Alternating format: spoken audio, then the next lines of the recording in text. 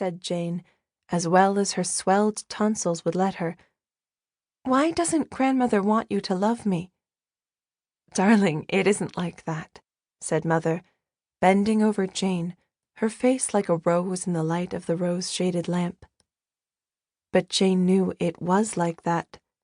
She knew why Mother seldom kissed her or petted her in grandmother's presence. It made grandmother angry with a still, cold, terrible anger that seemed to freeze the air about her. Jane was glad Mother didn't often do it. She made up for it when they were alone together, but then they were so seldom alone together. Even now they would not have very long together, for Mother was going out to a dinner party. Mother went out almost every evening to something or other, and almost every afternoon, too. Jane always loved to get a glimpse of her before she went out. Mother knew this, and generally contrived that Jane should. She always wore such pretty dresses, and looked so lovely. Jane was sure she had the most beautiful mother in the whole world. She was beginning to wonder how anyone so lovely as her mother could have a daughter so plain and awkward as herself. "You'll never be pretty. Your mouth is too big," one of the girls at St. Agatha's had told her. Mother's mouth was like a rosebud, small and red, with dimples tucked away at the corners. Her eyes were blue, but not an icy blue like grandmother's. There is such a difference in blue eyes. Mother's were just the color of the sky on a summer morning, between the great masses of white clouds. Her hair was a warm, wavy gold, and tonight she was wearing it brushed away from her forehead, with little bunches of curls behind her ears, and a row of them at the nape of her white neck. She wore a dress of pale yellow taffeta, with a great rose of deeper yellow velvet at one of her beautiful shoulders. Jane thought she looked like a lovely golden princess, with the slender flame of the diamond bracelet on the creamy satin of her arm. Grandmother had given her the bracelet last week for her birthday.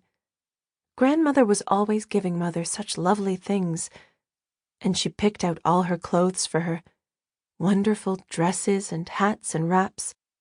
Jane did not know that people said Mrs. Stuart was always rather overdressed, but she had an idea that Mother really liked simpler clothes and only pretended to like better the gorgeous things Grandmother bought for her for fear of hurting Grandmother's feelings.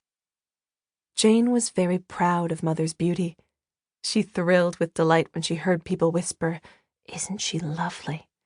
She almost forgot her aching throat as she watched Mother put on the rich brocaded wrap, just the color of her eyes, with its big collar of gray fox.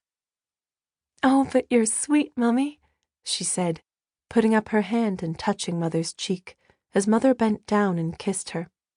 It was like touching a rose leaf, and Mother's lashes lay on her cheeks like silken fans. Some people, Jane knew, looked better further off, but the nearer you were to Mother, the prettier she was. "Darling, do you feel very sick? I hate to leave you, but—" Mother didn't finish her sentence, but Jane knew she meant, "Grandmother wouldn't like it if I didn't go." "I don't feel very sick at all," said Jane gallantly. "Mary will look after me." But after Mother had gone, with a swish of taffeta, Jane felt a horrible lump in her throat that had nothing to do with her tonsils. It would be so easy to cry, but Jane would not let herself cry. Years ago, when she had been no more than 5, she had heard her mother say proudly, "Jane never cries. She never cried even when she was a tiny baby." From that day, Jane had been careful never to let herself cry, even when she was alone in bed at night. Mother had so few things to be proud of in her. She must not let her down on one of those few things. But it was dreadfully lonely. The wind was howling along the street outside. The tall windows rattled drearily, and the big house seemed full of unfriendly noises and whispers. Jane wished Jody could come in and sit with her for a while.